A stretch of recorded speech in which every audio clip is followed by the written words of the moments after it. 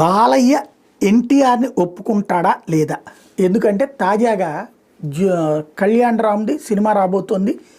దాంట్లో ఏది ఈ విజయశాంతిని కూడా పెట్టినటువంటిది వైజయంతితో అప్పట్లో ఆవిడ బాగా పాపులర్ అయిన పేరుని సన్ ఆఫ్ అన్నటువంటి కోణంలో పెట్టుకొచ్చారు.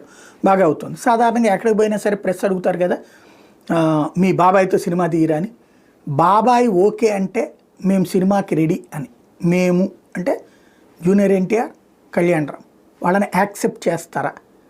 బాలయ్య యాక్సెప్ట్ చేస్తలేదు అనినే కదా అసలు సమస్య. జూనియర్ ఎన్టీఆర్ని దూరం పెట్టడానికి ఈవెన్ చంద్రబాబు నాయుడు కలుపుకుందామని చూసినా దూరం పెడుతుంది బాలయ్య వల్లే అని. రెండో వివాహం చేసుకున్నందుకు తండ్రినే విభేదించి బావతో చేతులు కలిపింది ఆయన. అలాగే రెండో వివాహం చేసుకున్న హరికృష్ణ అంటే ఆయనకి నచ్చడు.